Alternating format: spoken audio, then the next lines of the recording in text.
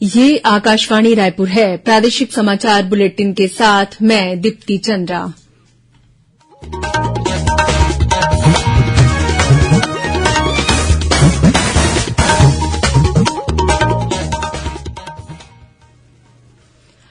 और अब पेश है आज के मुख्य समाचार। लगातार बारिश के कारण प्रदेश के कई इलाकों में बने बाढ़ के हालात। बस्तर में नदी और नाले में बहने से 2 लोगों की मौत। शिवनाथ नदी खतरे के निशान से 2 मीटर ऊपर बह रही है। प्रदेश में 15 अगस्त से 15 सितंबर तक विशेष अभियान चलाकर कोविड के पहले और दूसरे टीके के अलावा बूस्टर डोज लगाए जाएंगे। राज्य में अनुसूचित जनजाति और अन्य परंपरागत वनवासियों के लिए 15 अगस्त से चलाया जाएगा सामुदायिक वन संसाधन अधिकार जागरूकता अभियान। और भाई बहन के पवित्र स्नेह और प्रेम का प्रतीक रक्षाबंधन कल मनाया जाएगा। राज्यपाल और मुख्यमंत्री ने प्रदेशवासियों को दी शुभकामनाएं।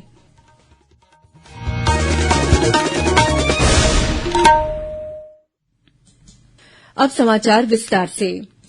प्रदेश के अधिकांश हिस्सों में पिछले 3-4 दिनों से हो रही लगातार बारिश के कारण जनजीवन अस्त व्यस्त हो गया है। नदी नाले उफान पर होने की वजह से कई गांवों का सड़क संपर्क जिला मुख्यालयों से कट गया है। बस्तर जिले में लगातार बारिश के कारण हालात काफी बिगड़े हुए हैं। यहां अलग अलग जगहों पर नदी और नाले में बह जाने के कारण 2 लोगों की मौत हो गई। इनमें से एक ग्रामीण चितरंगी और मारकंडी नदी के तेज बहाव में बह गया। वहीं आड़ावाल के पास माड़पाल मार्ग पर गोरिया बहार नाले में बाढ़ आ गई है। इस नाले में बहने से एक अन्य युवक की मृत्यु हो गई। भारी बारिश से इंद्रावती नदी के आसपास रिहायशी इलाकों में जलभराव की स्थिति बन गई है। निचली बस्तियों के साथ पॉश कॉलोनियों और गणपति रिसॉर्ट्स में भी पानी भर गया है। रिसॉर्ट के पास एक 4 पहिया वाहन पानी में डूब गया। बाढ़ प्रभावितों के लिए जगदलपुर में 4 राहत शिविर खोले गए हैं, जहां ठहरे लोगों के लिए जिला प्रशासन की ओर से भोजन की व्यवस्था की गई है। जिला कलेक्टर चंदन कुमार और वरिष्ठ पुलिस अधीक्षक जितेंद्र मीणा ने प्रभावित क्षेत्रों का दौरा किया। एहतियात के तौर पर जिला कलेक्टर ने आज भी जिले में संचालित सभी निजी और शासकीय विद्यालयों के लिए अवकाश घोषित कर दिया। इधर राजधानी रायपुर में 2 दिन तक हुई तेज बारिश के बाद कई सड़कों पर पानी जमा होने के कारण आवाजाही बंद है। सेजबहार और टाटीबंध इलाके में सड़क पर पानी भरने की वजह से आम लोगों की मुश्किलें बढ़ी हैं।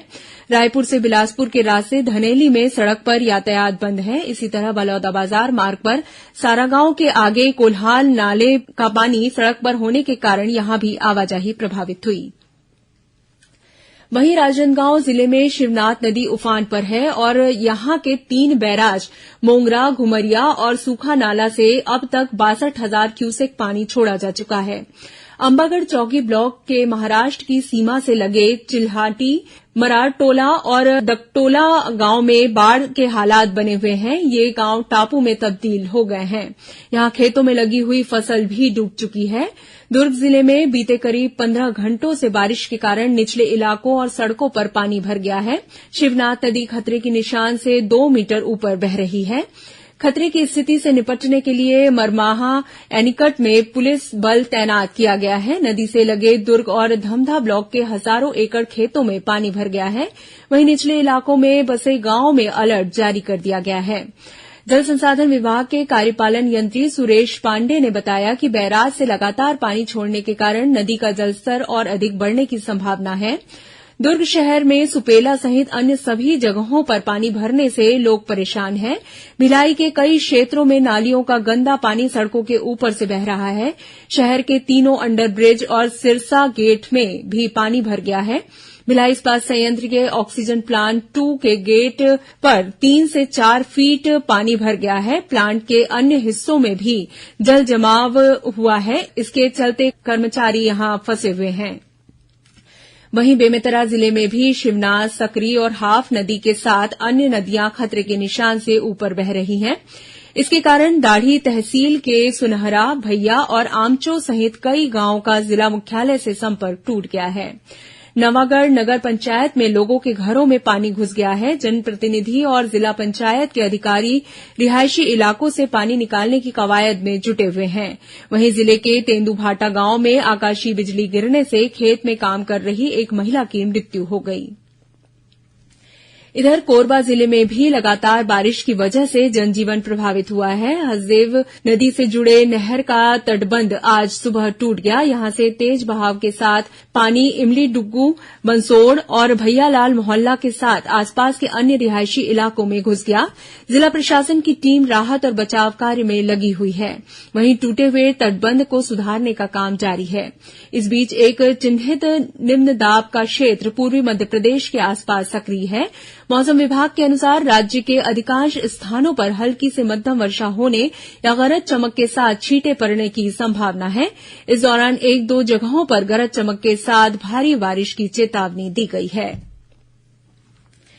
प्रदेश में 15 अगस्त से 15 सितंबर तक विशेष अभियान चलाकर कोविड के पहले और दूसरे टीके के अलावा बूस्टर डोज लगाए जाएंगे। इस सिलसिले में आज मंत्रालय में वीडियो कॉन्फ्रेंसिंग के जरिए मुख्य सचिव अमिताभ जैन की अध्यक्षता में कोविड टीकाकरण मॉनिटरिंग के लिए गठित राज्य स्तरीय स्टीयरिंग कमेटी की बैठक हुई। बैठक में मुख्य सचिव ने संभागीय मुख्यालयों में स्थित 5 बड़े कार्यालयों में कल से 14 अगस्त तक टीकाकरण कैंप लगाने के निर्देश दिए। उन्होंने कहा कि 19, 20 और 21 अगस्त को ब्लॉक स्तर के 5 बड़े कार्यालयों में टीकाकरण शिविर लगाए जाएंगे।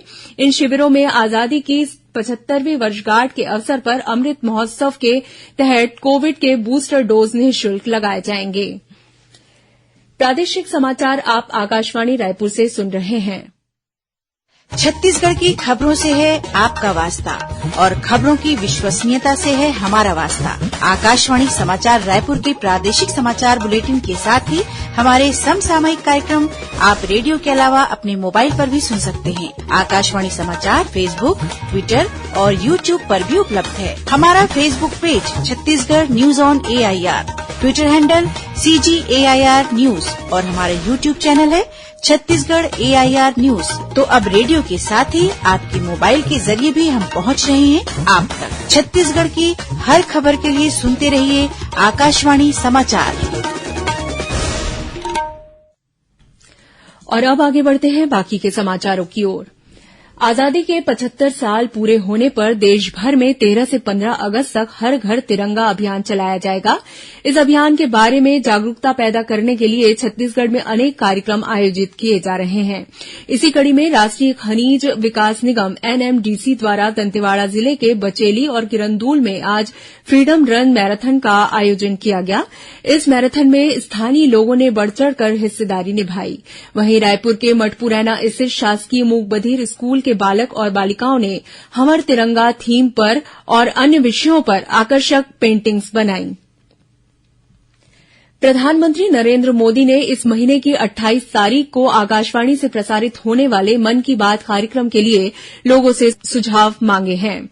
प्रधानमंत्री ने कहा है कि विभिन्न विषयों पर उन्हें भेजे गए सुझावों को अगले मन की बात कार्यक्रम में शामिल किया जा सकता है।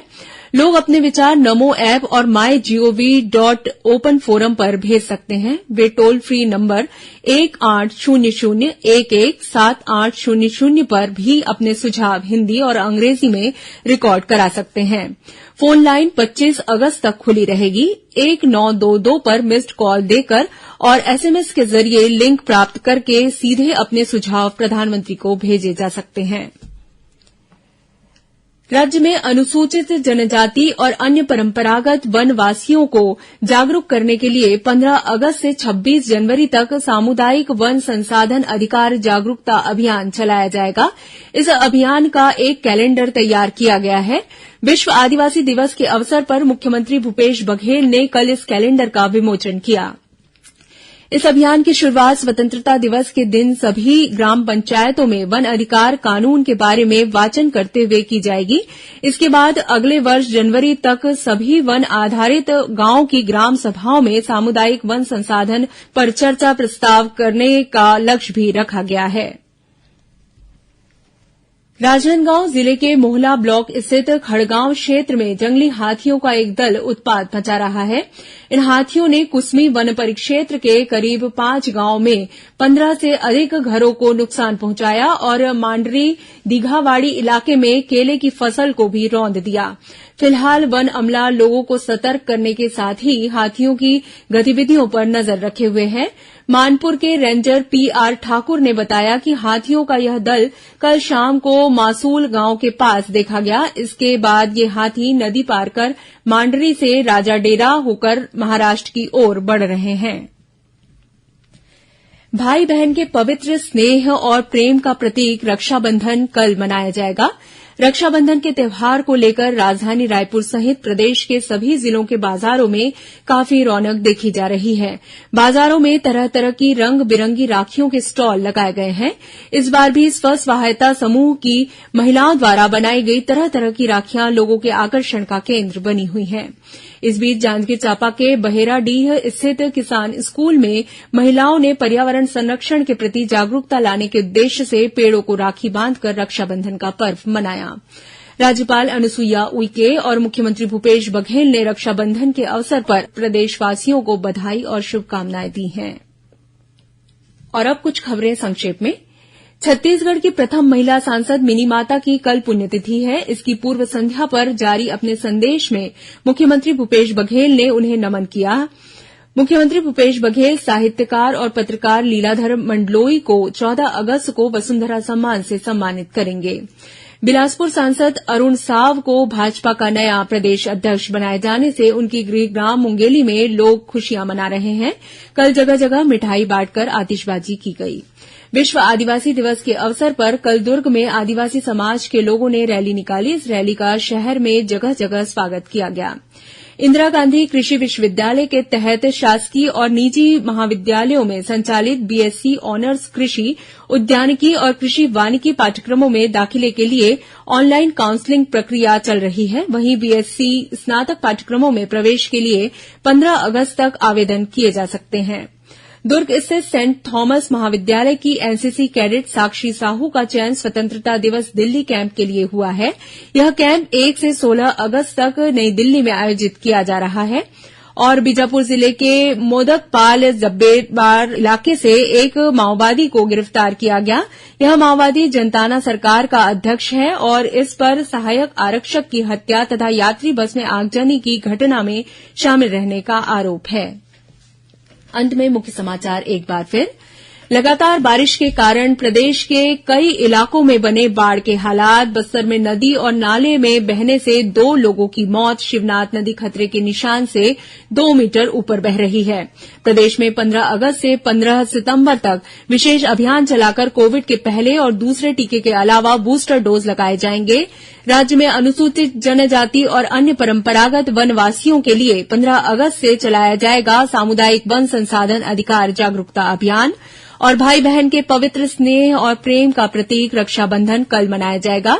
राज्यपाल और मुख्यमंत्री ने प्रदेशवासियों को दी शुभकामनाएं। इसी के साथ प्रादेशिक समाचार बुलेटिन समाप्त हुआ। नमस्कार।